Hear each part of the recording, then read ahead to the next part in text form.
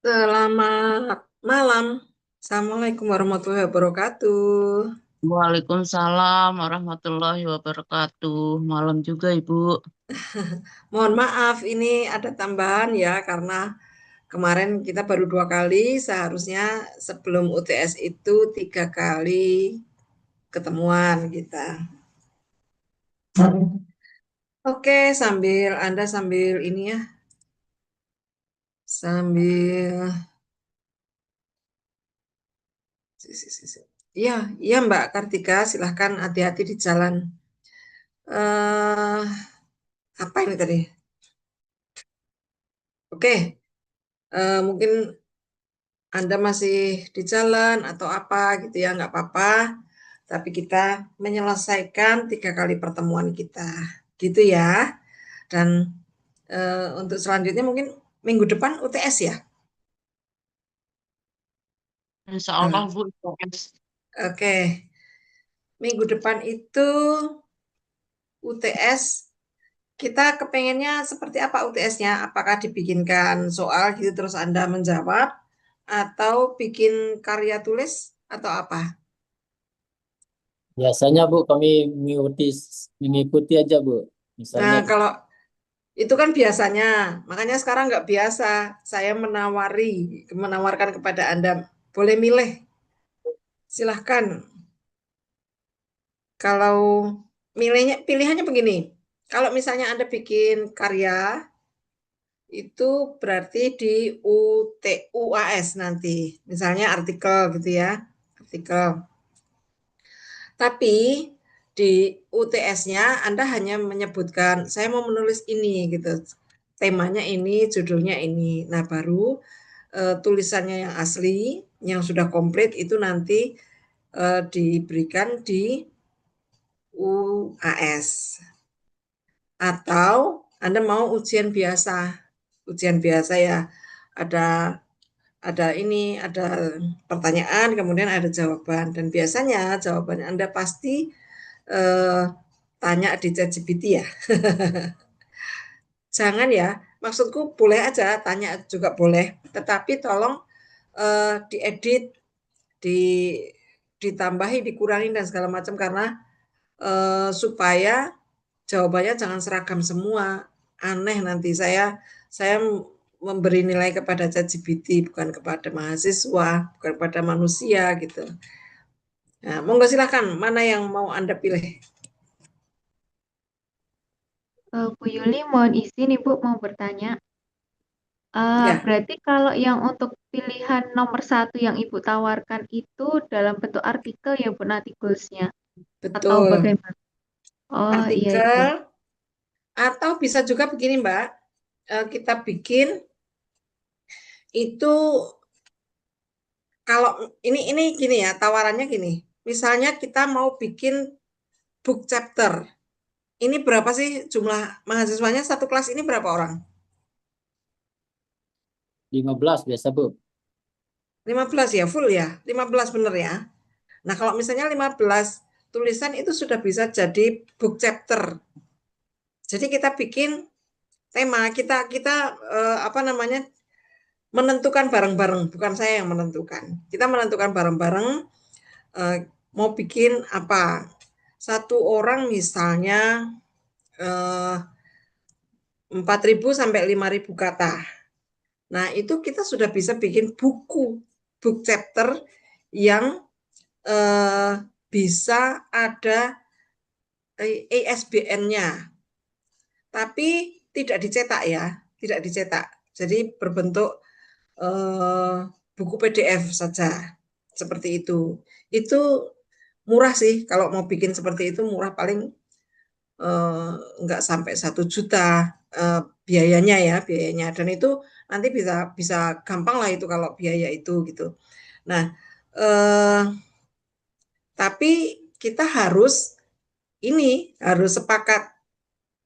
Kalau menurut saya ini menarik gitu ya, sepakat. Jadi misalnya nih 15 orang sepakat dulu bahwa tidak melulu menggunakan AI, tidak melulu menggunakan ChatGPT, tidak melulu menggunakan apalah AI yang lain gitu ya.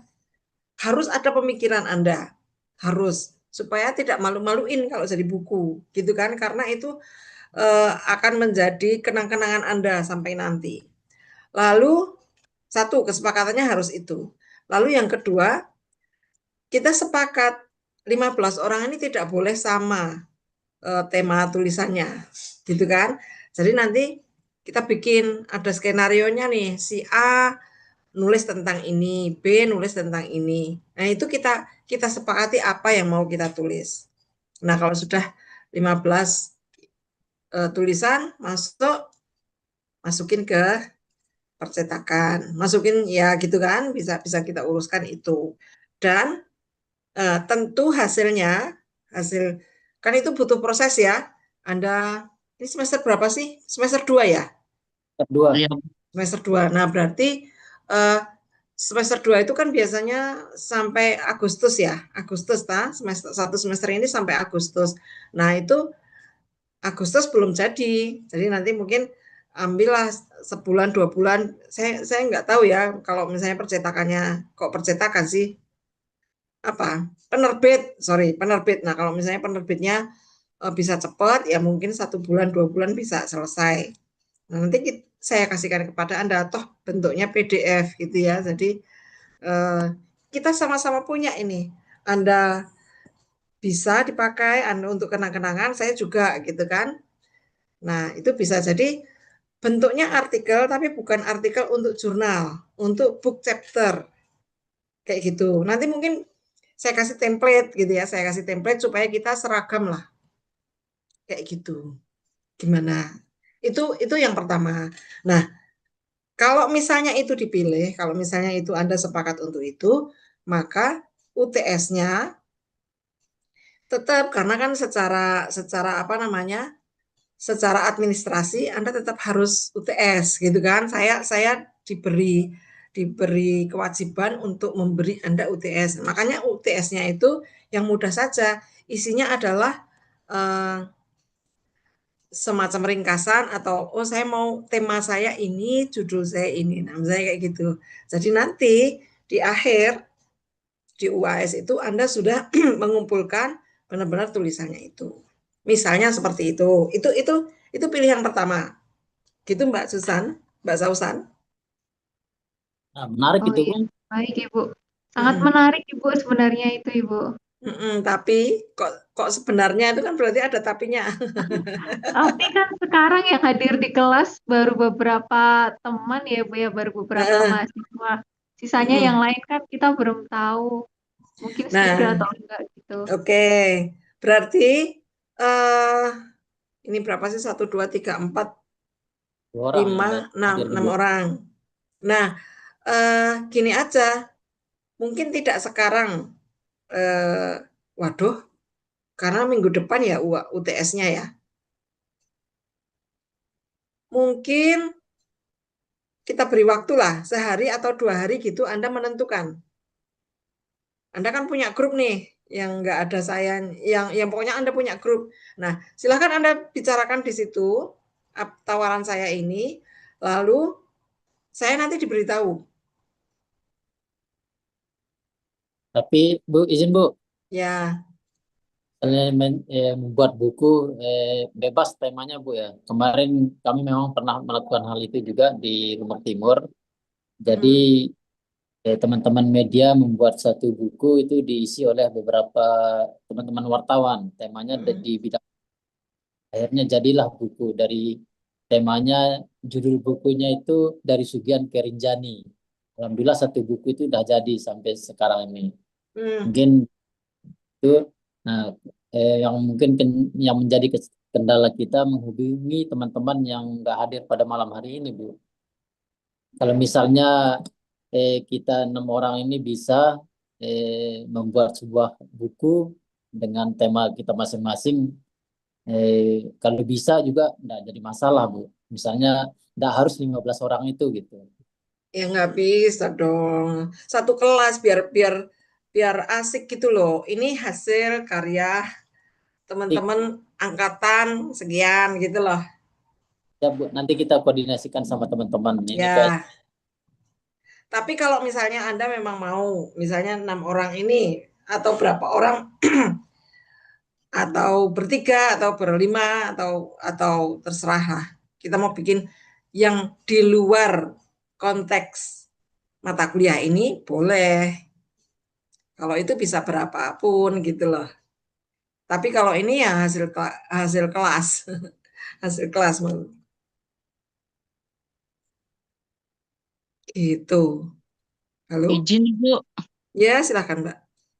mungkin apa namanya karena tidak semuanya hadir Bu, nanti Mm-mm. kita takutnya teman-teman yang lain kurang memahami Bu, apa yang akan biasanya ketua kelas Bu, Mas Nanang itu nanti yang akan menjelaskan, tapi takutnya nanti nggak nyampe ke situ anunya Bu. Gimana dong ini Bu? Gimana dong? Iya Bu. Dibicarakan di kelas, dibicarakan di grup. Anda punya grup kan? Di grup mata kuliah yang lain ada, Bu. Iya, katanya kemarin saya kita mau bikin grup mata kuliah kita. Belum ya? Saya tunggu-tunggu. Ya, Bu. Maaf. Iya, nggak apa-apa kan karena kesibukan. Monggo kalau misalnya mau bikin grup mata kuliah, saya masuk terus kita bicarakan ini nggak masalah. Oh, iya Bu, siap. Ya, Berarti ketua kelas yang buat grup ini Bu, udah tujuh, udah 7 orang sudah ini Bu. ya. Kenapa Mbak Sausan? Gini Bu Yuli, kan kita kan berarti punya tema masing-masing sendiri ya Ibu ya? Kita tentukan, tapi Oh kita tentukan. Oh ya. ya jadi kita ngobrol bareng. Ya makanya saya tolong dibikinin grup ya. Oh iya Ibu, ya. Makanya Ya, Bu. nanti kita ngobrol. Kita maunya apa nih? Misalnya kan komunikasi pemerintahan yang mana nih temanya apa? Misalnya bukunya apa, judulnya apa? Kita ngobrol aja gitu. Terus setelah itu ya, oke kita ini ya, kita bagi gitu. Oh jadi Hmm, kemudian tiap per mahasiswa nanti punya pembahasan subbabnya masing-masing begitu ya Bu ya? Iya, Tapi betul. temanya tetap sama gitu skupnya ya Bu ya? Ya, skupnya Oh ya besar baik. komunikasi pemerintahan gitu. Oh, Tapi makasih. misalnya Mas Nanang ngomongin komunikasi pemerintahan dan hubungannya dengan pers. Bu Bu Sausan karena apa nih latar belakangnya? Oh, saya berkaitan dengan eh, komunikasi pemerintahan di bidang kesehatan. Misalnya gitu ya. Kemudian yang lain komunikasi pemerintahan eh, politik atau apalagi kan banyak ya, banyak gitu. Misalnya seperti itu, tapi nanti kita kita tentukan gitu. hmm, baik. Begitu. Ya, Ini tawaran ya, tawaran artinya ya. kalau misalnya ternyata oh nggak sepakat kita maunya eh, apa namanya ujian biasa gitu ya. Ya nggak apa-apa juga karena saya sih demokratis kayak gitu ya. Tapi tentukan menentukannya kita bikin buku atau kita mau ujian biasa itu eh, dalam 2 hari ya. Saya tunggu hari Sabtu ya. Halo, Ya Ya, Bu, halo. saya tunggu hari Sabtu menentukannya Keputusan. apa. Oke, siap, berat- Bu. berarti grup dulu dibuat itu Mas Nanang, ketua Ya, kelas. kita buka buat. Berarti untuk UTS hari Sabtu besok ya, Bu? Enggak, Senin depan, saya tes. enggak tahu UTS-nya kapan kita. Minggu Saya belum depan. minggu depan ya. Saya belum dikasih ini Kak. Belum dikasih jadwal soalnya untuk yang S2 ini. Hmm. Tuh. Iya, belum ada jadwal keluar juga Ibu. Atau misalnya gini, wah ini enggak asik nih misalnya gitu ya. misalnya ada beberapa yang memang mau, oh kata Mas Nanang tadi 6 orang aja Bu, atau 2 orang aja, atau 5 orang aja, nggak apa-apa. Tapi itu berarti bukan UAS-nya, itu kita punya project sendiri gitu. Tapi saya maunya sih hasil karya satu kelas. Jadi memang ada kenangannya gitu. Siap. Jadi Oke. nanti mungkin kita minta waktu dulu Bu untuk konsolidasi Ya, lain. atau ya ini atau lagi. Karena belum sepakat nih sampai hari Sabtu itu belum sepakat. Ya udah saya kasih ujian biasa. Tapi kemudian setelah itu Anda bersepakat, Bu, tapi UAS-nya tetap bikin itu ya gitu. Ya nggak apa-apa juga. Pokoknya enak-enak aja lah gitu. Gitu ya. Jadi jangan dibuat berat, jangan mikirnya terlalu gimana gitu. Kalau maunya kita idealnya saya ya bikin buku dong asik biar asik gitu. Tapi nggak tahu juga kan kita gitu. Ya, Iya, Bu. oke. Nah sekarang kita ngobrol lagi nih, bukan kuliah nih, kita ngobrol. Bentar.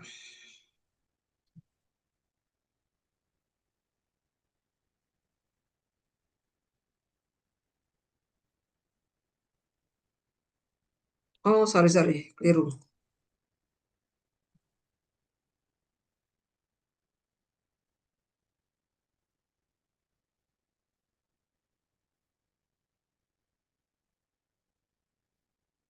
Kok keliru lagi? sorry.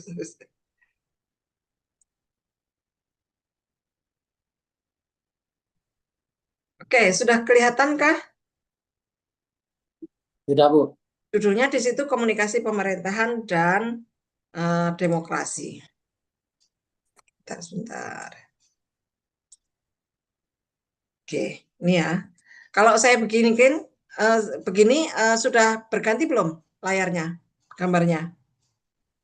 Bisa diperbesar sedikit, Bu? Ini sudah diperbesar, Sudah, Bu. sudah full, belum ya? Di situ belum ganti. Belum ganti, Ibu. Oke, duh, pasti begini.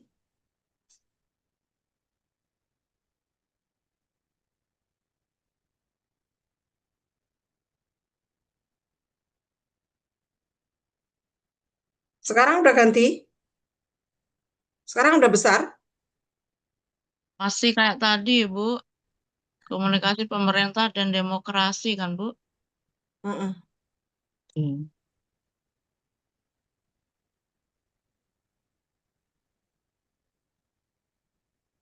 Ini kelihatannya. Kalau begini kelihatan. Kelihatan sih, Bu, cuma nggak kurang besar, kurang besar dikit. Ini udah berganti belum? Gambarnya berganti nggak? Iya, Bu. Sudah Bu. Ganti, berganti. Oke. Ini ya. Bentar.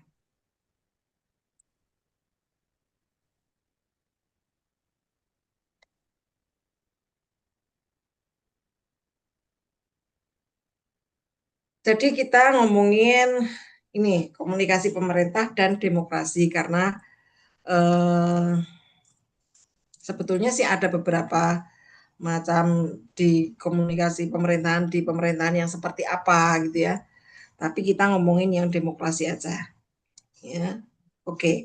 Jadi ada 4 pondasi demokratis, 4 pondasi yang memperlihatkan bahwa sebuah pemerintahan itu demokratis.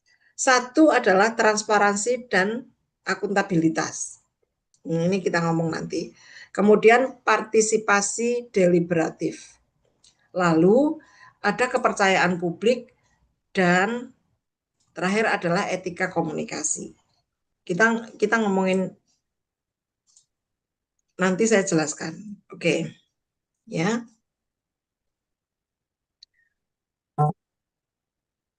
Nah, ini ada hal yang penting dari tadi itu, 3 konsep yang saling berkaitan tetapi tidak identik, katanya begitu ya di sini ya. Jadi setiap kali kita ngomongin komunikasi pemerintahan, setiap kali kita ngomongin pemerintahan yang demokratis, selalu ada ini, transparansi, akuntabilitas, dan keterbukaan informasi. Itu harus ada, unsur ini harus ada. Kalau memang mau menjadi negara demokratis, harus ada ini. Pertama ada transparansi. Transparansi ini kita ngomongnya adalah badan publik ya, yang dilakukan transparansi akun dan segala macam ini yang dilakukan oleh badan publik. Badan publik itu siapa? Badan publik itu adalah lembaga yang memang mencerminkan atau mewakili pemerintah, dinas-dinas, pemprov, pemkot, pemdes bahkan itu mewakili pemerintah, yang mewakili yang kita sebut sebagai pemerintah. Atau badan publik itu juga lembaga-lembaga yang anggarannya dari pemerintah, APBN. dari APBN atau dari APBD, atau badan publik itu juga bisa lembaga-lembaga yang anggarannya didapatkan dari pengumpulan dana dari masyarakat. Pengumpulan dana dari masyarakat. Anda mungkin tanya, kalau misalnya kita pergi ke Alfamart, mereka bilang ini boleh didonasikan, kembaliannya yang Rp100 boleh didonasikan, ya boleh, misalnya gitu. Nah, sebagai Alfamart, itu sebagai toko itu dia bukan badan publik, bukan badan publik. Kita tidak boleh tanya sama mereka, berapa sih penghasilan Anda, laba bersih Anda dalam 1 tahun ini? Kita nggak, masyarakat gitu ya, kita tuh masyarakat itu nggak boleh. Tetapi kalau Anda menanyakan uang-uang yang dikumpulkan dari hasil donasi masyarakat, dari kembalian-kembalian yang receh-receh itu kemana, berapa jumlahnya, itu boleh. Ya, boleh. Nah, itu transparansi. Bahkan Alfamart aja harus transparan dalam hal itu gitu ya. Apalagi masyarakat, apalagi pemerintahan, dinas, kemudian partai politik, termasuk partai politik, kemudian lembaga-lembaga semacam KPU, kepolisian, ya, kejaksaan, ya, itu semua mewakili pemerintah ya. Mereka identik dengan pemerintah, maka harus transparan. Transparansi itu apa sih? Ketersediaan informasi. Ketersediaan informasi publik. Nanti ya, ketersediaan informasi publik yang memang harus diketahui oleh masyarakat luas. Jadi ada data dan ada informasi. Apa sih bedanya data sama informasi? Beda nggak? Teman-teman tahu nggak bedanya data sama informasi? Beda, Bu. Apa? Bedanya apa? Kalau izin, Bu. Ya, silahkan.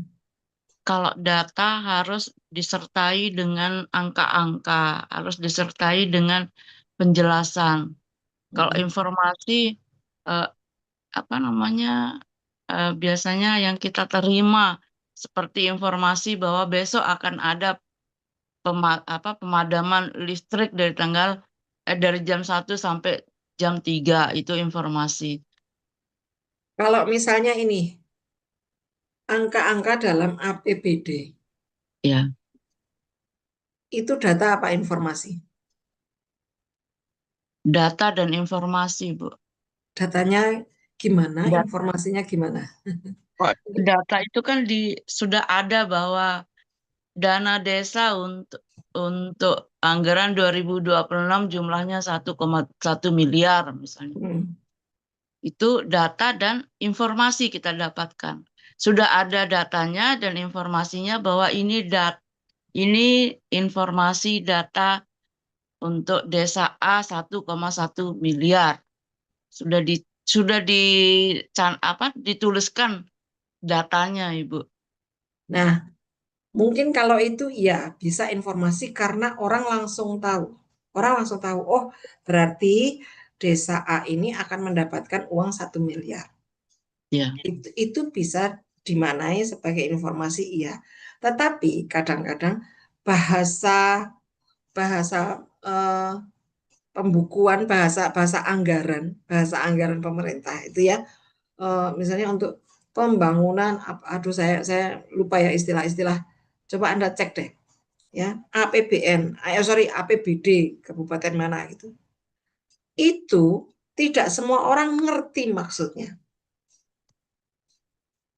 Tidak semua orang ngerti maksudnya. Secara transparansi, mungkin pemerintah bilang, loh sudah saya sampaikan kok, sudah saya sampaikan, ini loh, buktinya di web kami ada, ini loh anggarannya 31 triliun untuk ini. Tapi orang nggak ngerti apa ya ini maksudnya ya. Nah, itu data mentah, bukan informasi. Pemerintah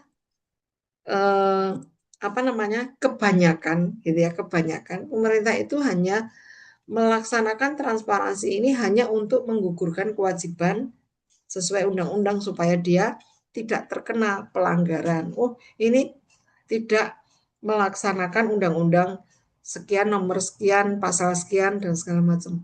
Tapi dia hanya mengeluarkan data-data mentah seperti itu. Ya, itu ya transparan, tapi ya enggak berarti apa-apa, gitu ya. Jadi lihat ini, transparansi adalah ketersediaan penjelasan tentang proses, alasan, data, dan arah kebijakan sehingga publik dapat melihat bagaimana keputusan dibuat. Itu ya. Oke, itu transparansi. Kemudian ada yang namanya akuntabilitas. 3 konsep kan tadi. Akuntabilitas itu apa? Kewajiban badan publik atau pemerintah. Badan publik itu tadi yang lembaga-lembaga yang saya sebutkan tadi ya, untuk menjawab, menjelaskan, dan menerima evaluasi atas kebijakan, tindakan, maupun penggunaan sumber daya. Menerima evaluasi. Tetapi tentu ini hak ya, hak masyarakat untuk memberikan evaluasi tentunya kan itu. Selain mendapatkan informasi, itu juga memberikan evaluasi kepada pemerintah. Tetapi tentu tidak sembarang orang, tidak semua orang boleh mengevaluasi. Kemarin saya sudah sempat mengatakan ya, kalau saya orang komunikasi tiba-tiba saya ngomongin tentang itu pembuatan jembatan itu semennya kurang 2 sak atau apa itu saya nggak kompeten di situ, Oke ya, itu akuntabilitas. Nah kemudian yang ketiga adalah keterbukaan informasi. Keterbukaan informasi itu hak publik, semua orang, seluruh masyarakat Indonesia itu berhak untuk memperoleh informasi publik, ini ya, informasi publik yang relevan, benar, dapat diakses, informasinya dapat diakses, tidak disembunyikan tanpa alasan yang sah. Ini informasi publik, bukan informasi pribadi. Ya, informasi publik bukan informasi pribadi. Saya tanya sekarang, kalau misalnya Pak Bupati Kabupaten X gitu ya, dia menderita penyakit apa, misalnya panu, misalnya, itu wajib dibuka ke publik apa enggak? Menurut Anda? Penyakit panu tadi, Bu. Ya, contohnya apalah penyakit, menderita satu penyakit yang memang apa gitu misalnya. Harus dibuka ke publik, Bu, supaya publik tahu bahwa pemerintahnya lagi apa, sedang apa gitu kan. Kalau dia sudah diinformasikan bahwa pemerintah atau bupatinya lagi sakit, berarti masyarakat, oh ya, ternyata kita dapat informasi bahwa bupati kita lagi sakit gitu. Menurut saya tidak perlu Ibu, soalnya kan itu informasi pribadi juga soal penyakit gitu, Ibu. Kalau perihal kayak pembangunan dan lain-lain, kayak data-data dana-dana APBD itu baru diberitakan gitu Bu, menurut saya. Iya, keterbukaan informasi itu pasti harus juga melihat undang-undang yang lain. Jadi ini ada namanya Undang-Undang Keterbukaan Informasi Publik, Undang-Undang nomor 28 tahun 2014 kalau nggak salah. 2010. Nah, tapi atau 2008 ya. 2008 mungkin ya. Nah, tetapi ada juga undang-undang lain yang mengatur, misalnya saya lupa, undang-undang tentang hak informasi pribadi, informasi terkait medis, catatan medis. Itu sebetulnya di situ ada tertera tidak boleh dibagikan. Jadi kalau misalnya dokter itu tahu, oh si Ibu A ini penyakitnya ini. Itu kan dia punya etika dan punya kewajiban ya si dokter ini untuk keep, untuk itu bukan sesuatu yang untuk disebarluaskan. Nah, demikian juga pejabat juga. Jadi ketika kita kepengen ngomong ini harus terbuka semua harus terbuka. Itu tunggu dulu, ada peraturan lain nggak, ada undang-undang lain nggak yang dilanggar gitu. Seperti itu ya. Jadi informasi publik itu pun tidak semua informasi publik itu kan informasi yang berkaitan dengan masyarakat luas gitu ya, yang berkaitan dengan pemerintahan, yang berkaitan dengan kemaslahatan umat, kemaslahatan umat. Tapi termasuk keamanan dan lain sebagainya ya. Misalnya contoh lagi nih, informasi mengenai berapa jumlah helikopter milik TNI dan bagaimana kondisi helikopter atau peralatan perang milik TNI kita. Itu informasi publik apa bukan? Wajib di-share Publik atau Bu, tidak? Publik. soalnya kan itu kan juga dari APBN juga Bu, pengeluaran kayak anggaran-anggarannya untuk militer juga kan dari APBN, jadi bukan informasi pribadi gitu Ibu. Ada yang punya pendapat lain? Ya Bu, Ya Zin, silahkan. kalau berkaitan dengan keamanan negara mungkin ada batas-batasannya untuk memberikan informasi kepada publik, termasuk dengan jumlah angkatan darat, angkatan alutsista dan lain-lainnya. Mungkin secara umum bisa disampaikan oleh pihak-pihak terkait, terutama untuk TNI. Kalau dibuka secara vulgar semuanya, misalnya alutsista sekian, jumlahnya sekian, mungkin itu tidak begitu maksudnya tidak harus disampaikan kepada publik. Karena khawatirnya itu kan berkaitan dengan keamanan negara, Bu. Nah, mungkin secara umum bisalah disampaikan. Misalnya helikopternya sekian, tapi tidak secara detail. Karena itu juga menggunakan dana APBN untuk pembelian alutsistanya. Begitu juga jumlah prajuritnya, tinggal disebut jumlahnya saja. Sementara kekuatannya tidak perlu disampaikan. Karena siapa tahu di dalam negara ini banyak-banyak orang-orang asing yang mengintai negara kita untuk untuk melawan dari dalam itu sendiri. Mungkin cuma itu Bu. Oke. Ya, setuju dengan Mas Nanang bahwa memang untuk membuka informasi itu sekali lagi ya, apakah ada undang-undang lain yang mengenai itu? Lalu kita ngomong dulu, ini berkaitan dengan keamanan negara apa tidak? Memang itu dari APBN, tetapi kalau kita buka semua, wah itu berarti negara-negara lain bisa dong tahu kekuatan kita di mana. Wah kita bisa diserang nih, oh ternyata dia kalah di ininya, kapalnya udah bobrok semua karena belinya second, kapal bekas semua, atau pesawatnya ternyata begini. Enggak, itu enggak boleh, malah justru tidak boleh. Jadi gimana? keterbukaan informasi itu tidak semua hal harus terbuka. Bisa juga, ada juga informasi-informasi yang dikecualikan. Nah, informasi yang dikecualikan itu tentu berkaitan dengan keamanan, berkaitan dengan informasi pribadi, dan segala macam. Kayak gitu, itu juga perlu dipahami, gitu ya. Jadi, ini memang konsep untuk negara demokrasi itu tiga ini, transparansi, akuntabilitas, dan keterbukaan informasi. Ini komunikasi pemerintahan harus memahami ini, tetapi juga harus memahami juga bahwa nanti ada tuh yang termasuk informasi publik itu apa saja dan bagaimana caranya kita menentukan ini informasi publik atau bukan, ini informasi yang dikecualikan atau bukan, itu. Oke. Nah, ini ada apa indikator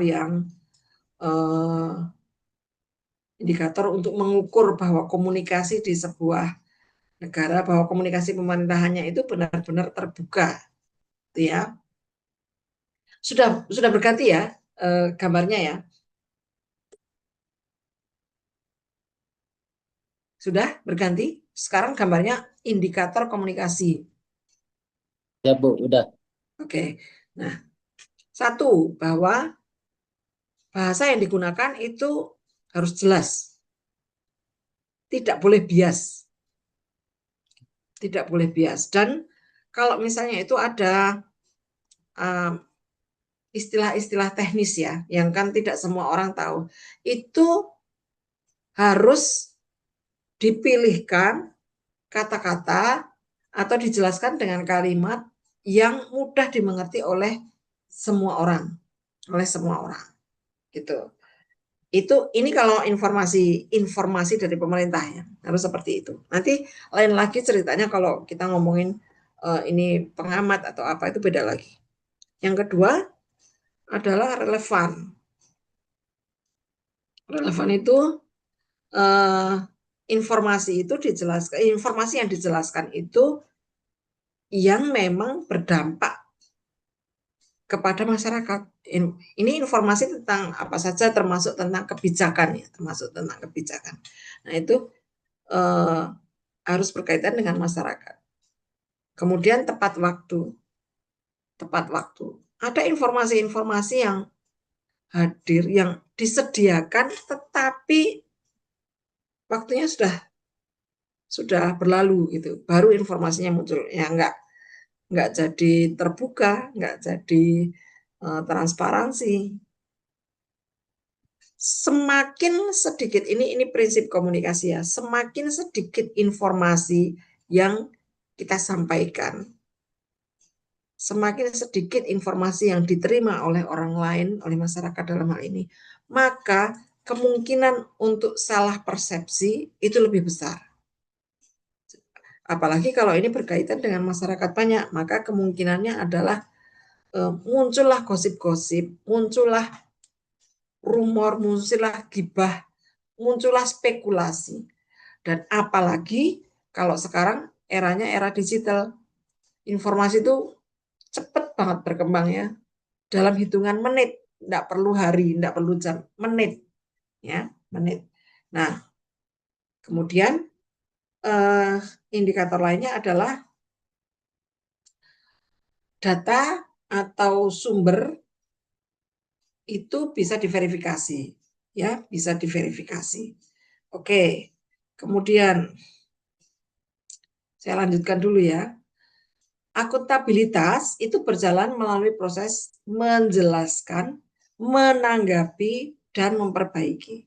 Jadi pemerintah itu harus menjelaskan kebijakannya dulu. Menjelaskan, ini ada kebijakan seperti ini. Nah, masalahnya adalah ketika juru bicaranya atau siapapun ya yang mewakili pemerintah itu kan bisa macam-macam ya, tidak harus pejabat loh ini, tidak harus pejabat.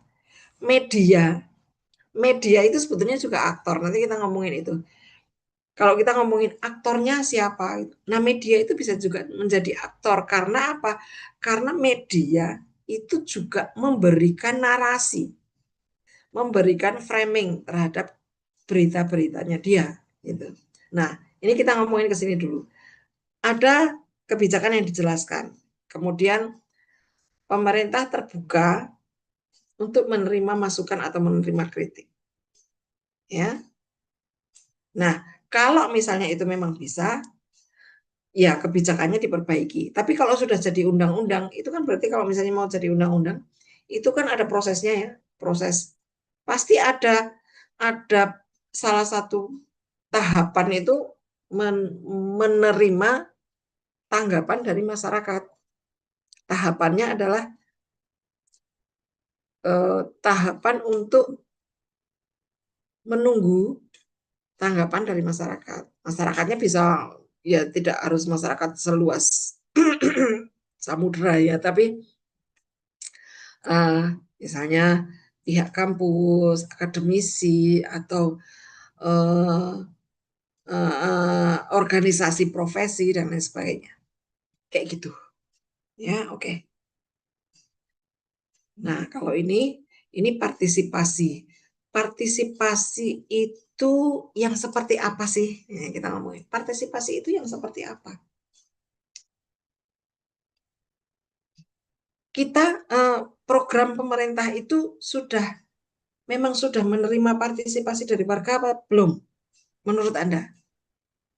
Ini kita ngomongin pemerintah itu jangan membayangkan pemerintahnya pemerintah pusat saja ya. Halo? Ya, Ya, jangan Bu. membayangkan pemerintahnya Pemerintahan desa juga. ya mulai dari desa, kemudian kabupaten, itu apakah sudah menerima? Sudah memberi ruang untuk partisipasi warga? 50-50, Bu. 50-50. Mungkin itu dengan wilayah masing-masing, Bu. Misalnya kalau di wilayah saya saat ini memang terkait dengan partisipasi masyarakat, terutama di gotong royong, Bu. Beberapa kali memang saat ini sudah mulai kendor nilai-nilai gotong royongnya. Sementara ketika bantuan pemerintah yang disalurkan, masyarakat begitu cepatnya hadir ke kantor desa. Namun ketika diajak partisipasi gotong royong, menjaga kebersihan, mulai luntur. Nah, inilah menjadi kendala kita. Masih saat ini sudah mulai berkurang partisipasinya hal-hal seperti itu, Bu. Pernah dengar istilah musyawarah musrembang? Itu kan ada dari tingkat desa, tingkat kecamatan ada yang enggak ya? Kemudian ada kabupaten, itu kan ada tuh. Jadi ketika mau tahun depan nih, apa yang mau kita lakukan? Kita membangun apa, kita melakukan apa, pengembangannya seperti apa. Itu sebetulnya sudah ada forumnya. Apa ya, ada yang tahu, yang orang pemerintahan di sini musyawarah musrembang singkatan dari apa? Kalau itu, Bu, rutin, Bu, setiap tahun. Bahkan Nah, Musdus ya kan, rutin kan itu? rutin kalau ya hal itu. Musdus, misalnya Musdus musyawarah tingkat dusun untuk menggali apa harapan masyarakat di tingkat bawah. Yang hasil Musdus itu diteruskan ke tingkat desa, namanya Musdes, Bu. Nah, dari Ya, di Musrenbang Deskan di tingkat kabupaten. iya. Nah, sebetulnya pada saat itulah Anda itu partisipasi masyarakat. Ya memang tidak semuanya terus ke lapangan gitu ya, enggak, tapi terwakili harusnya. Ada, cuman masalahnya adalah apakah itu apakah itu berjalan sesuai dengan yang diharapkan, gitu kan? Masalahnya itu, tetapi bahwa forumnya ada, ya, bahwa forumnya ada. Nah, cuman saya mendapati ini kaitannya nanti dengan komunikasi publik ya. Saya mendapati ini NGO atau NGO bahasa Indonesia, LSM. Ada orang LSM di sini? Ada yang aktif di LSM? Nah, di bidang pemerintahan aja nih Bu, kita Oh, semuanya dari pemerintahan ya. ada yang konten kreator, ada yang di media pemerintahan, ada yang di dinas sosial, peran sosial. Eh, saya beberapa kali itu ada menemui kasus yang namanya LSM itu tidak berfungsi sebagai lembaga swadaya masyarakat beneran, tapi dia memata-matai pemerintah. Bukan memata-matai, tetapi menjadi alat untuk dengan alasan partisipasi warga, dengan alasan transparansi, tapi sebetulnya mereka hanya bertindak sebagai apa ya istilahnya malak Iya atau malak benar Bu, ya kan, pemalak. malak pemerintah. Nah, itu mencederai demokrasi gitu, karena sebetulnya mereka urusannya bukan kesejahteraan masyarakat, bukan kepedulian terhadap lingkungan atau apa, tetapi urusan perutnya sendiri gitu. Nah, Pribadi. itu yang apa namanya mencederai. Sama ya, sebetulnya ketika kita tuh menjelaskan tentang komunikasi pemerintahan yang seperti apa, ketika kita menjelaskan transparansi, itu seharusnya masyarakat itu juga diberitahu, juga diberi sosialisasi. Gini loh caranya berpartisipasi itu, gitu ya. Nah, tapi kan dalam prakteknya juga salah satu partisipasi warga adalah ini apa coblosan itu apa pemilu, ikut dalam pemilu. Tapi kan memang ya kita semua tidak semuanya ikut, tidak semuanya berpartisipasi. Nah, ada orang yang berpikiran ini bukan yang di kota ya, bukan kita bahwa kalau saya sudah nyoblos itu saya sudah berpartisipasi sekali itu aja partisipasi kita menentukan pemimpin. Enggak juga gitu ya. Enggak banyak kok. Tapi jangan disalahgunakan gitu ya, jangan disalahgunakan. Begitu. Oke. Nah, kepercayaan lahir dari 4 hal ini. Konsistensi. Ya, konsistensi. Konsistensi jadi masing-masing pejabat, masing-masing dinas, masing-masing pihak dari pemerintah, masing-masing lembaga badan publik itu sudah satu persepsi. Sudah satu persepsi. Karena itu jangan kemudian yang ini bilang begini, yang satunya ternyata pejabat lain itu justru menyampaikan yang kebalikannya, misalnya kayak gitu. Nah itu yang bikin nggak konsisten. Kalau nggak konsisten itu masyarakat juga nggak mau terima juga gitu. Kemudian empati itu ya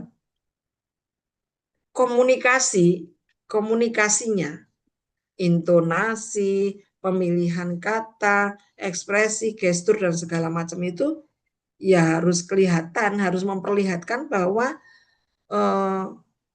pemerintah itu memang peduli terhadap warga. Pemerintah itu memang ya etis lah, pokoknya enggak semau-maunya lah. Jangan marah-marah, jangan apa kayak gitu-gitu. Kemudian kompetensi. Kompetensi itu artinya bahwa masyarakat itu melihat pemerintahan itu mampu menangani masalah. Karena ada yang aduh kok ragu-ragu, aduh kok begini, aduh kok ternyata ya memang tidak mampu misalnya kayak gitu. Lalu integritas, pemerintahannya jujur, tidak manipulatif, siap dikoreksi kesalahannya, dan itu yang menimbulkan kepercayaan publik. Pertanyaannya, apakah sekarang ini, saat ini, ada kasus-kasus ketidakpercayaan publik untuk pemerintahan terkait dengan komunikasi? Artinya, komunikasi dari pemerintah itu tidak konsisten, tidak empati, tidak kompeten, tidak memperlihatkan integritas, sehingga kepercayaan publik menurun. Menurut Anda gimana? Yang lain, monggo silahkan. Mas Wildan ini iya sih. Apa kabar Mas Wildan? Baik, Bu. Iya, bisa ngobrol kita? Menurut Anda gimana? Terkait dengan yang mana, Bu? Kepercayaan publik yang terkait yang tadi itu, apakah terkait dengan komunikasi ya, komunikasi yang dilakukan pemerintah itu ada yang membuat kepercayaan publik berkurang atau naik? Yang bagaimana tuh? Kasusnya apa yang terjadi di Indonesia? Sebenarnya tergantung dari pihak-pihak pemerintah juga sih, Bu. Masyarakat hari ini ada yang percaya penuh dan ada juga yang mungkin kurang percaya dengan dinas-dinas tertentu. Contohnya seperti ngapunten nggih, Bu. Nggih. Mungkin saya menyebut seperti dinas kepolisian mungkin hari ini Itu banyak dinas. iya. Kok dinas? Masa di Lembaga kalau Oh, lembaga ya? ya. Maaf. Lembaga kepolisian.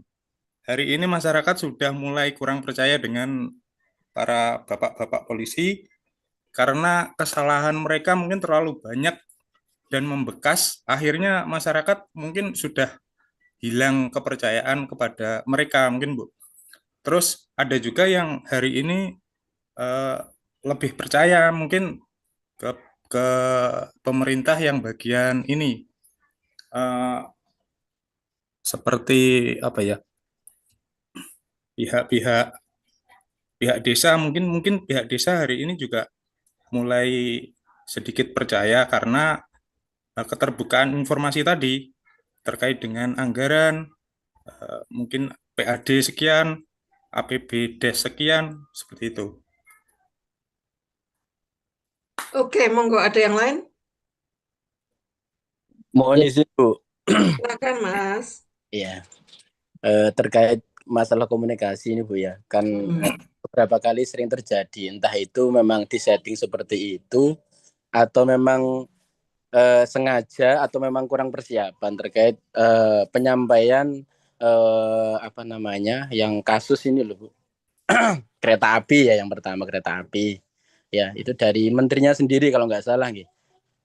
Jadi bukan solusi yang disampaikan, tetapi malah untuk menempatkan seorang laki-laki di bagian belakang lah. Ini kan apa korelasinya kan gitu. Itu terkait Oh ya. Oke. Kemudian yang kedua, Ibu, terkait yang viral sekarang ini, Mas Bahlil ganteng gitu. Ya. Nah, ini kan menyampaikan yang dulu sempat viral juga terkait komunikasi beliau, bahwasanya ketika sudah masakan udah matang kan harus matikan LPG-nya kan gitu kan. Ya, itu kan komunikasi yang kurang pas kalau didengar oleh masyarakat umum.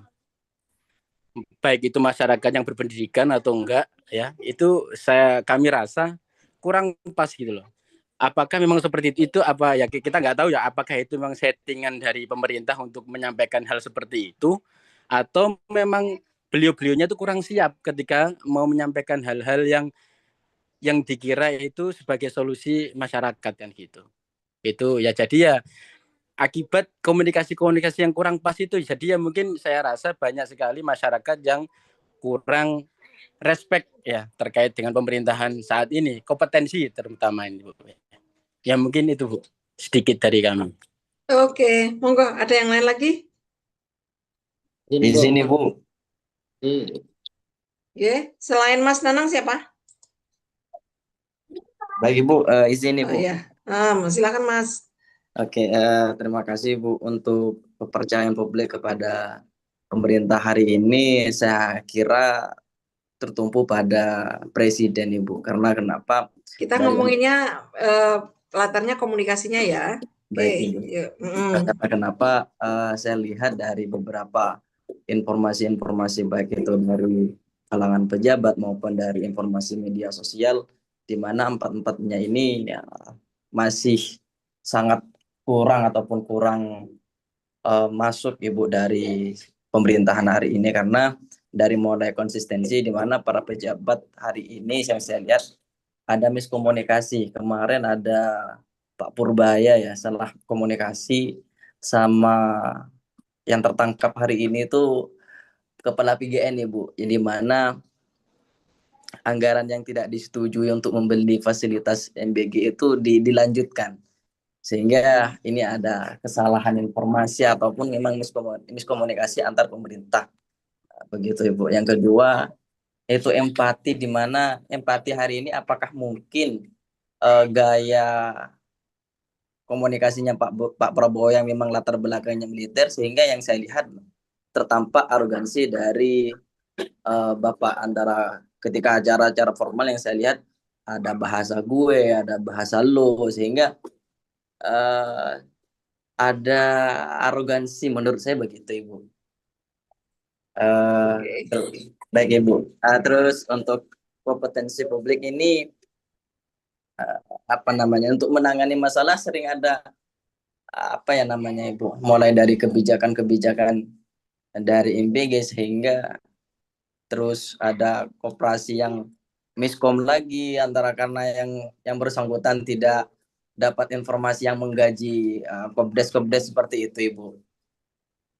Seperti itu dulu Ibu. Makasih. Oke, ya siap. Monggo yang lain satu lagi kalau ada. Silakan. Mungkin saya sedikit yang berkaitan dengan hasil surveinya Poltreking 4 kalau nggak salah, kita baca di beberapa media bahwa tingkat kepuasan masyarakat kepada presiden kita saat ini yaitu Prabowo dan Gibran itu sekitar 74,2%.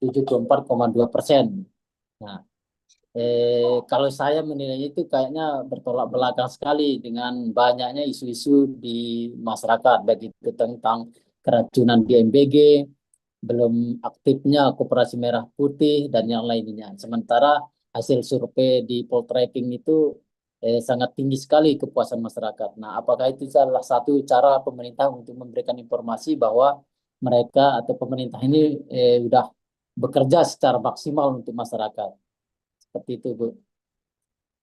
Atau itu salah satu cara pemerintah untuk memberikan kepada masyarakat bahwa pemerintah itu bisa melaksanakannya. Sementara kita tahu sendiri di tengah lapangan, di tengah masyarakat yang berkaitan dengan MBG dan KDMP ini memang selalu menjadi sorotan utama saat ini.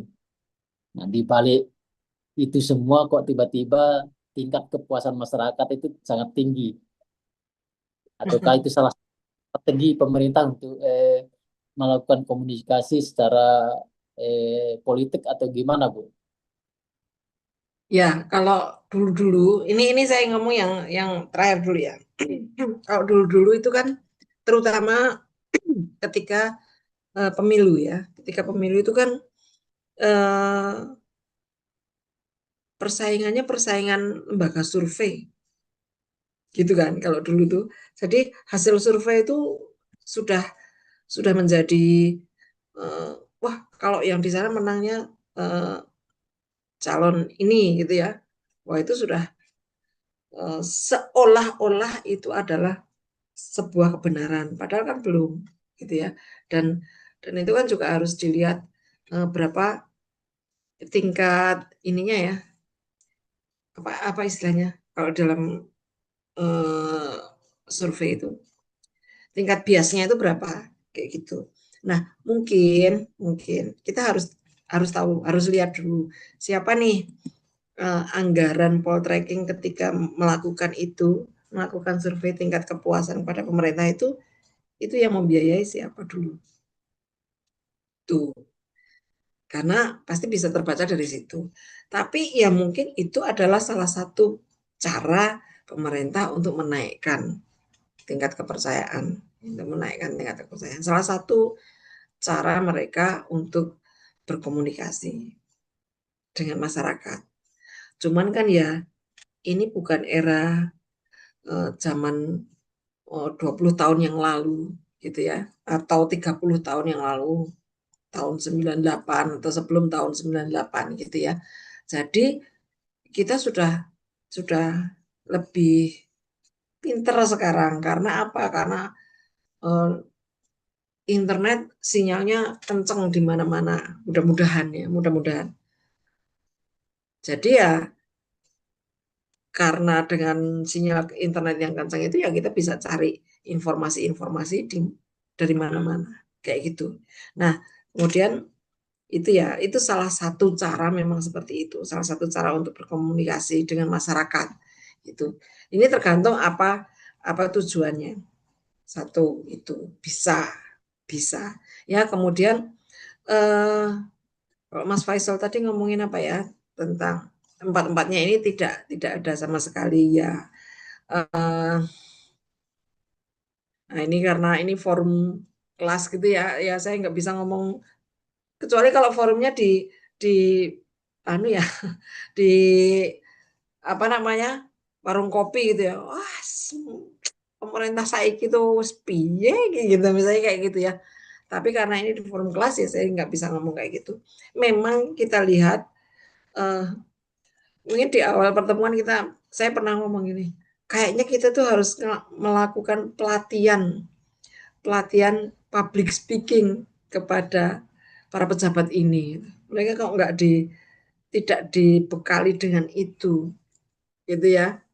Ada yang public speaking itu nggak harus yang pakai suara dalam yang berapi-api, kan enggak. Tapi asalkan dia tahu prinsip-prinsip public speaking itu seperti apa. Itu yang kemudian membuat ya itu tadi asal-asalan. Kalau bahasa kasarnya asal jeplak. Apalagi kalau ditanya wartawan, wah nggak bisa menjawab, terus mereka nggak mau. Yang ini saya tidak berani menjawab ya, karena saya sendiri belum pasti nih. Kalau nggak pasti itu saya nggak mau jawab. Nggak ada yang kayak ngomong kayak gitu loh. Mereka belum tahu pun, persepsinya salah, apa segala macam, yang langsung ngomong aja. Gitu. Maunya sih supaya kelihatan bahwa mereka pinter, tapi hasilnya enggak. Gitu. Jadi untuk jadi pejabat itu ya memang harus punya kompetensi untuk berkomunikasi. Kita ngomongnya dari komunikasi. Komunikasi itu wajib. Dan empati, komunikasi empati. Artinya ketika ada apa-apa jangan, pernah nggak, ingat nggak Anda, dulu pernah ada bencana di mana ya, saya lupa, apakah banjir, apakah tsunami atau apa, saya lupa. Tapi yang datang ke situ tuh tokoh masyarakat dari partai, dia membawa bantuan, tapi juga membawa bendera. Jadi di situ tuh ada bendera-bendera partai, ada bendera-bendera apa segala macam itu. Itu komunikasi loh. Itu urusannya dengan komunikasi. Gitu. Artinya bahwa ketika dia menancapkan bendera di situ, bendera itu kan lambang dan segala macam ya. Jadi kan mau memperlihatkan nih gua nih dari partai ini memberikan bantuan. Lalu partai lain datang. Hasilnya apa? Ini malah saingan partai, bukan menolong dengan empati tadi. Nah, itu juga itu urusan komunikasi loh. Itu urusan komunikasi. Lalu ada juga yang apa ya, sebetulnya itu dari pribadi itu menjadi publik. Contoh misalnya ini istrinya gubernur Kalimantan Timur, ya, dengan gayanya yang kayak noni Belanda kayak gitu, siapa namanya itu saya lupa. Nah itu kan penampilan kita itu mengkomunikasikan sesuatu loh, gitu. Penampilan kita itu mengkomunikasikan sesuatu. Kalau dia ke lapangan gitu ya, ke masyarakat yang dengan pakaian seperti itu, bla bla bla, itu juga sudah memberikan pesan, bukan hanya kesan, tapi pesan. Pesannya apa nih? Kayak gitu. Karena kita selalu dari komunikasi ya ngomongnya kayak gitu. Nah, itu juga nggak ada empatinya misalnya gitu ya. Itu bisa kita analisis dari situ. Begitu Bapak Ibu. Nah, ini kita ngomongin ini. Apa yang merusak trust dan bagaimana memulihkannya? Ini juga urusan komunikasi ya. Ini dalam isu sensitif, krisis kepercayaan sering dimulai dari kualitas komunikasi yang buruk. Ya, oke. Pemicu ini kecil-kecil ya. Bentar.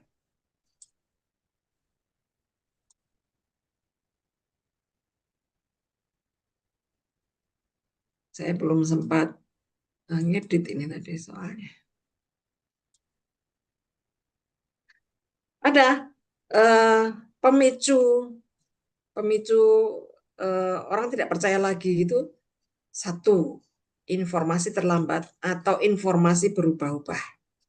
Ya. Yang kedua, jawaban defensif dan minim empati. Defensif itu kan bertahan gitu ya, mempertahankan pokoknya saya begini.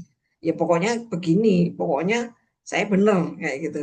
Padahal kan hal-hal kayak gitu tuh bikin sebel, kok ini orang kok bebal banget ya misalnya gitu.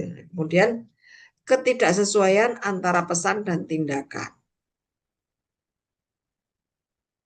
Kita harus hidup hemat gitu ya.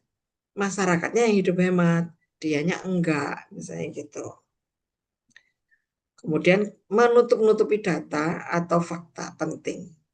Bahkan kesan loh ini, kesan menutup-nutupi data. Belum tentu menutup-nutupi, tapi kesannya seperti itu sudah dimaknai lain oleh masyarakat. Nah, langkahnya apa untuk pemulihan itu? Akui persoalan secara jujur. Tapi jujur di sini nih gini ya, Anda tuh boleh terbuka, tapi tidak telanjang. Gitu ya, kasarannya begitu. Terbuka, tapi tidak telanjang. Itu dua hal yang berbeda. Terbuka itu bukan telanjang. Telanjang itu memperlihatkan semua, terbuka semua. Padahal enggak, ada sesuatu yang harus ditutupi ya ditutupi, asalkan ada dasarnya. Gitu ya. Nah, kemudian menyampaikan fakta yang sudah pasti diketahui. Kalau belum pasti, orang boleh kok tidak menjawab pertanyaan wartawan itu. Boleh. Ya kan? Punya hak untuk tidak menjawab pertanyaan wartawan. Kalau memang nggak ngerti, atau bilang no comment, atau nanti ya di lain kesempatan atau apa, gitu ya. Boleh. Nah, kemudian bisa juga dengan menjelaskan apa yang sedang dilakukan. Tapi ini ketika dia menjelaskan ya dia harus siap dengan jawaban-jawaban atau dengan pernyataan-pernyataan yang memang tidak bias gitu ya. Sekarang itu kan banyak yang bias. Istilah-istilahnya bias juga. Gitu. Lalu membuka kanal pertanyaan itu apa ya? Apa istilahnya? Saluran ya, saluran. Silahkan Anda bertanya melalui nomor WhatsApp berikut atau apa itu. Tapi ditindaklanjuti. Jangan cuman menerima saja, menerima pertanyaan, menerima pernyataan, tapi tidak ditindaklanjuti. Prinsip yang paling penting adalah bahwa trust, kepercayaan itu bisa dibuktikan melalui respon. Bukan hanya pernyataan normatif. Itu nyebelin banget loh. Orang menjawab dengan pernyataan normatif yang ya standarnya seperti itu nyebelin gitu. Jadi menurut saya sih mending nggak usah jawab daripada cuman jawaban-jawaban nggak mutu gitu. Gitu sih. Oke. Nah, ini ada etika. Ada etika yang menjadi batas antara persuasi dengan manipulasi. Itu dua hal yang berbeda. Ya. Pemerintah itu sebetulnya memang mempunyai otoritas dan akses sumber daya. Jadi standar etikanya ya harus lebih tinggi, gitu kan? Nah, apa tuh batasan antara persuasi dengan manipulasi? Satu, informasi itu tidak boleh dengan sengaja diberikan untuk menyesatkan atau memotong fakta secara manipulatif. Nah, ini lihat nih. Tidak boleh menyesatkan atau memotong fakta secara manipulatif. Sementara sekarang itu banyak sekali potongan-potongan video dan segala macam itu di media sosial. Ya, di media sosial atau di media-media digital kita. Banyak sekali. Ini membuat macam-macam. Bu, itu kan bukan pemerintah, itu kan konten kreator yang bikin, itu kan influencer, itu kan siapa, itu kan siapa. Halo, itu kan juga bisa buzzer yang afiliasinya kemana, gitu kan. Nah, AI itu Bu, oke AI, tapi kan AI itu kan juga ada yang bikin.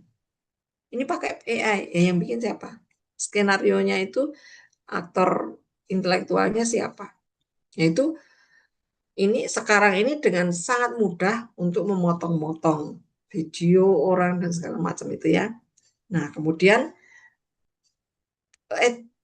etikanya itu tidak boleh diskriminasi. Nggak boleh. Bahasanya, framingnya, nggak boleh diskriminasi. Idealnya ya, ini saya ngomong idealnya. Nah, kemudian keadilan akses. Semua warga harusnya, semua kelompok itu mempunyai akses yang sama.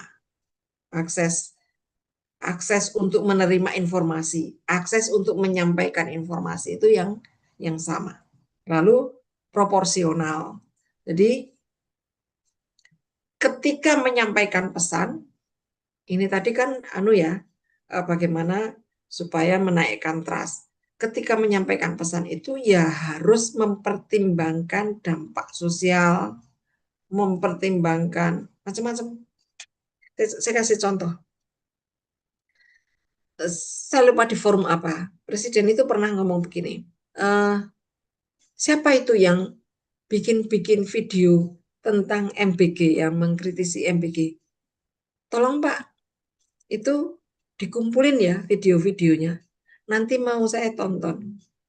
Sambil iseng-iseng, sambil mau tidur itu saya tontoni satu-satu. Itu kira-kira itu memang seperti itu yang mau disampaikan oleh Bapak Presiden atau ada pesan lain di belakangnya? Ada pesan lain, Bu. Apa pesannya? Yang membuat takut para konten kreator pastinya ya. Iya kayaknya, Bu. Iya kan? Pasti itu. Iya. Jadi Ancaman terselubung sih, Bu. lah ya kan itu ancaman banget itu. Orang langsung mikir, waduh, nah kayak gitu. Jadi itu kan memang ya itu kalau mau menaikkan trust itu harus hati-hati dengan pilihan kata gitu. Begitu. Ya, oke. Lalu ini ada contoh dilema. Ini contohnya ini benar apa enggak ini ya? Dilema yang sering muncul dalam komunikasi pemerintah itu kecepatan versus akurasi. Sekarang itu mana yang lebih dibutuhkan? Cepat atau akurat? Kecepatan, Ibu. Izin. Kecepatan, Bu. Enggak akurat juga enggak apa-apa. Izin, Ibu. Kami sudah pernah merasakan bagaimana humas pemerintah itu harus cepat. Karena ketika tidak cepat, kita masih, kan kalau humas itu kita turun ke lapangan, mau kita luncurkan berita atau apapun itu di Instagram atau di YouTube atau dimanapun media kita itu, kita harus melampaui beberapa tahapan untuk sebelum dia itu ditayangkan, Ibu. Nah, di sisi lain ada banyak buzzer, contoh konkretnya kemarin waktu bencana Aceh, Ibu, izin. Jadi kita sedang menggodok materi dan kita sedang disibukkan dengan segala keruwetan yang ada di Aceh untuk mendatangkan bantuan dan segala macam.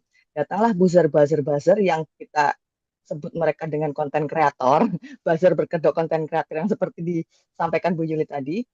Mereka ambil beberapa sudut yang memang di luar dari tenda bantuan itu dan mereka menggodok memframing bagaimana pemerintah tidak hadir. Padahal kenyataannya pemerintah sudah hadir sejak hari pertama, Ibu izin.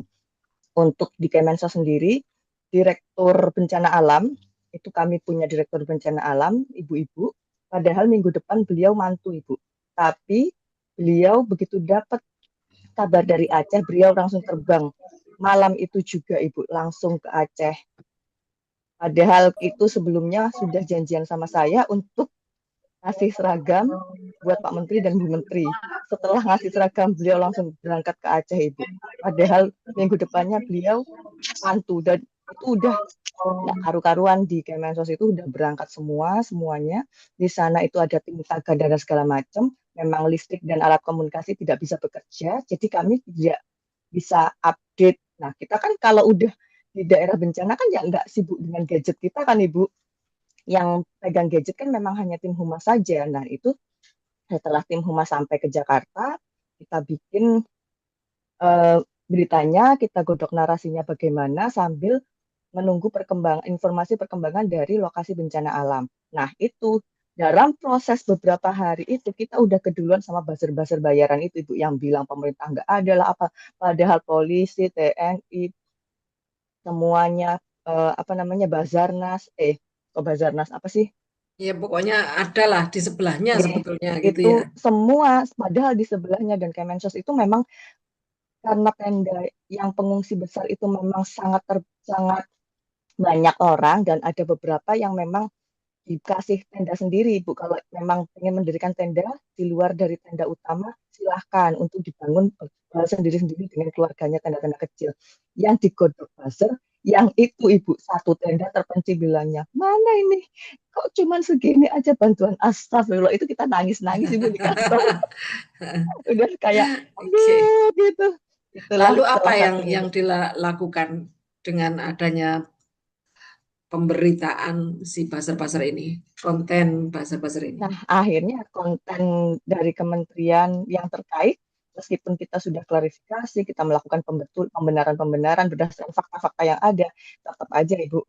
Karena sudah termakan dengan kecepatan berita hoax yang di framing sedemikian rupa yang diluncurkan mendahului. Jadi masyarakat udah kemakan hoax duluan. Jadi begitu negara bikin kementerian dan ininya sekretariat negara dan sekretariat kabinet itu bikin konten melaporkan bahwasanya ini loh kayak gini faktanya, masyarakat sudah terlanjur tidak percaya dan itu bisa dan itu digodok sedemikian rupa juga sehingga isunya alah baru ini kan settingan kemarin aja presiden gara-gara mau presiden datang dibangun, padahal enggak.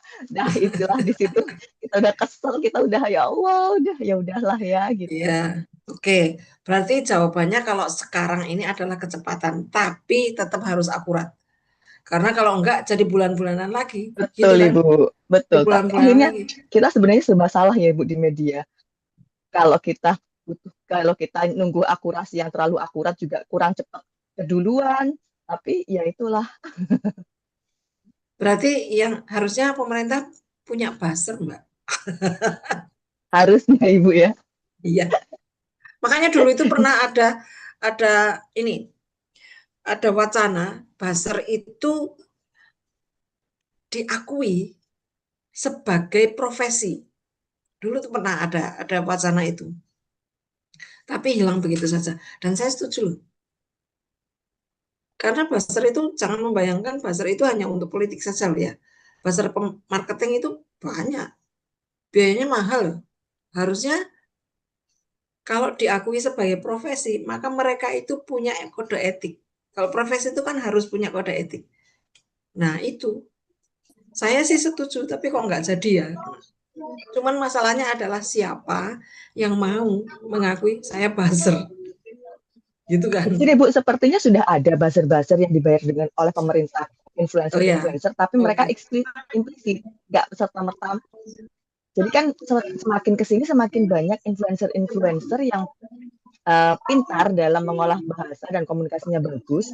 Itu mereka itu bikin narasi pembelaan untuk pemerintah, Ibu, tapi mereka ya itu tadi akhirnya diserang sama netizen. Anda buzzer pemerintah ya kayak gini.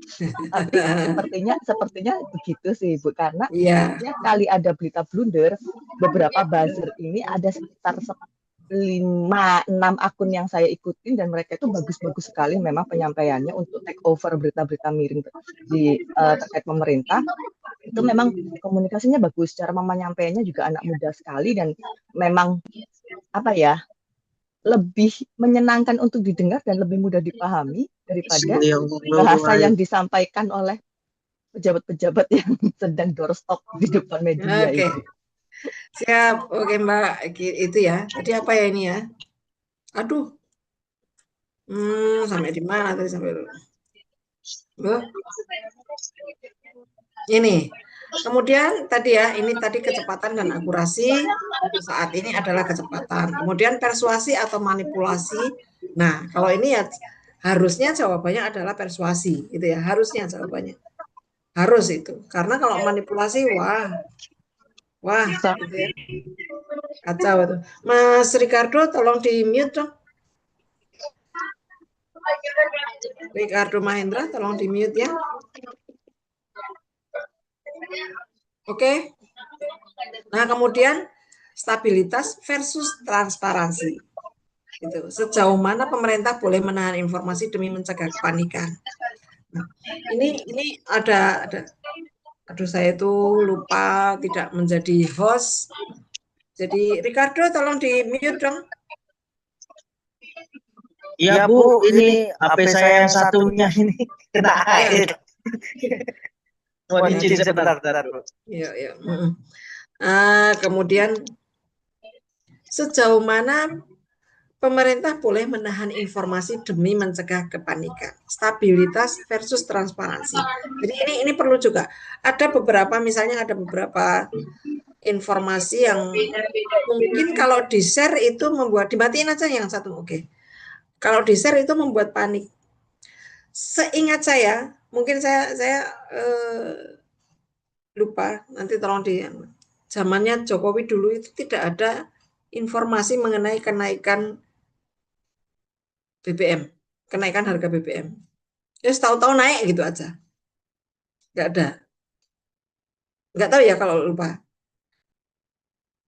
Tapi seingat saya nggak. Jadi naik ya naik, turun ya turun gitu. Waktu itu kan ada turun juga yang habis naik terus turun gitu.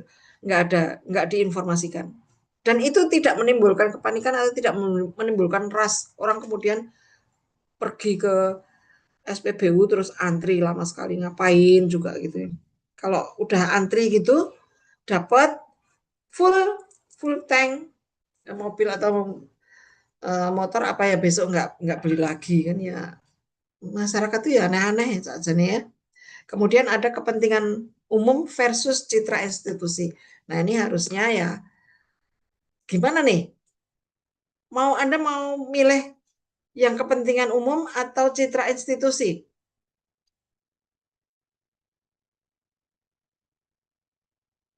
Ini agak susah, tapi harus dilihat konteksnya ya, harus dilihat konteksnya. Karena kepentingan umum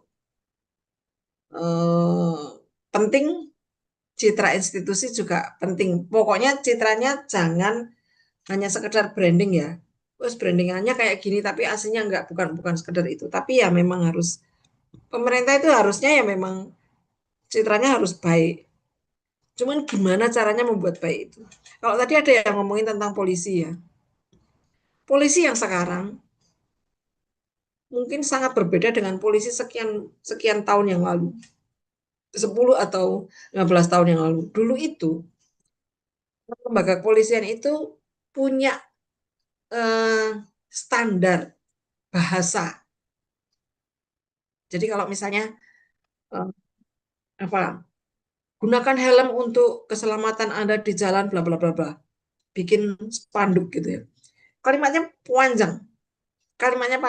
Itu standar Polri. Menarik nggak? Enggak. Sukses nggak? Enggak. Yang sukses adalah kalau spanduk di jalan itu kan harusnya singkat, padat, hurufnya gede-gede, sekali orang lalu lalang gitu ya, wes gitu tuh terbaca semua. Nah, untuk mengganti menjadi kalimat seperti itu perlu waktu bertahun-tahun loh. Itu termasuk perubahan image, perubahan brandingan Polri. Sampai ada polisi nggak boleh berkumis. Tapi saya nggak tahu ya, banyak juga yang berkumis dan itu sebetulnya yang kok jadi gini saya. Nggak ada kaitannya ya. Cuman yang kalau secara physically dulu itu hampir tidak ada, mohon maaf ya kalau yang polisi di sini atau suaminya polisi atau istrinya polisi. Dulu tuh nggak ada polisi kok cakep itu, ganteng, cantik itu nggak ada. Sekarang sudah banyak. Nah itu pasti juga terjadi apa ya? Ya rebranding Polri. Sekarang ini sudah jauh lebih bagus. Bahwa branding itu, bahwa citra itu terbentuk dari kumpulan branding-branding yang lain. Iya. Oh, Polri sudah lebih bagus misalnya gitu ya. Tapi masih ada loh oknum gitu ya. Kita menyebutnya oknum. Cuman kalau oknumnya banyak sekali ya beda lagi urusannya gitu ya. Ada masanya polisi lalu lintas takut banget dengan takut kalau ketangkep bahwa dia menerima suap di jalan. Ada masanya polisi tidak boleh nilang. Ada masanya itu, tapi mungkin juga tidak efektif atau bagaimana. Nah, itu berkembang terus. Sebetulnya ya gini, orang mengkritik itu, orang lihat kelemahan yang lain itu mudah. Tapi bahwa kalau kita akademisi itu tentunya kita orang yang berpendidikan tentunya harus fair. Lihat jeleknya tapi juga lihat bagusnya gitu ya. Itu. Nah, ini kan hal-hal yang menjadi dilema dalam pemerintahan gitu ya. Dan itu harus disesuaikan dengan konteksnya.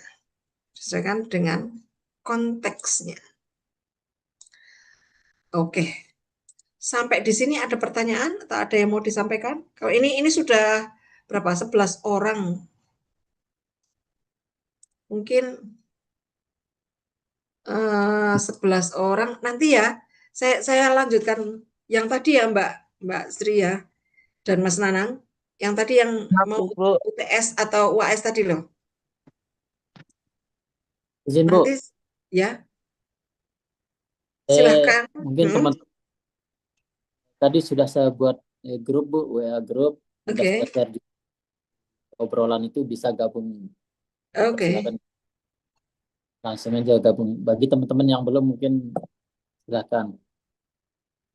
Oke, saya masuk nggak itu? Nah, belum kayaknya.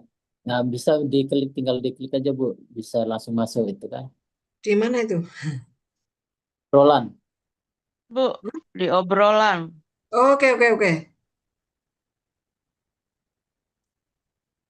Oh, ini ya. Oke. Bentar. Saya masukin dulu mumpung yang lain belum. juga.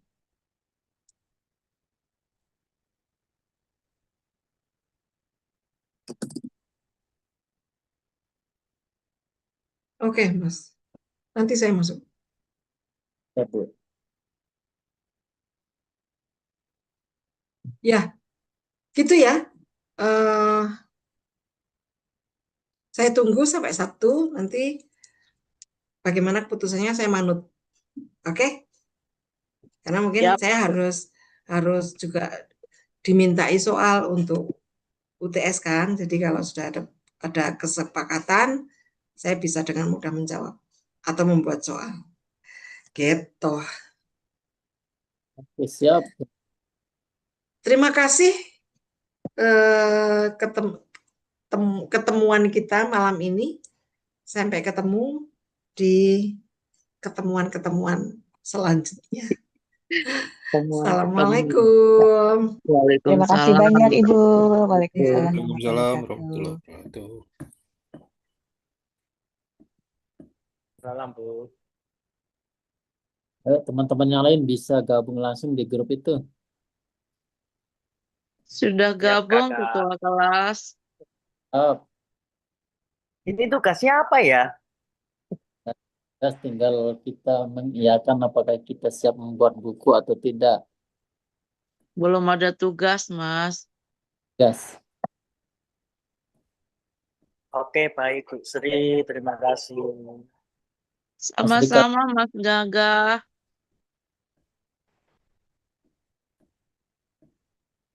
Gagah apaan, Bu? Laki-laki itu pada dasarnya semua gagah, semua cakep. Oh, siap, Ibu yang sangat cantik. Alhamdulillah. Perempuan juga semua cantik kok, Mbak. Iya, siapa yang belum gabung itu? Nobar, nobar, nobar. Ya, nggak ada nobar ini di luar tim. Nobar. Oke, dah selamat malam semuanya. Malam. Selamat malam.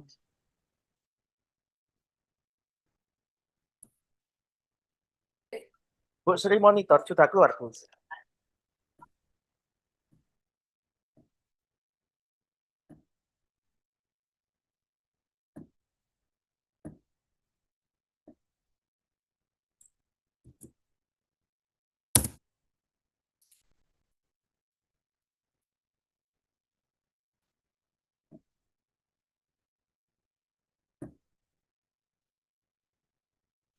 Bu Sri monitor, apa udah keluar? Oh, guys, yang CC ini itu tugasnya apa aja untuk UTS, guys? Selain seminar desain riset, terus Pak Reti, apa aja ya?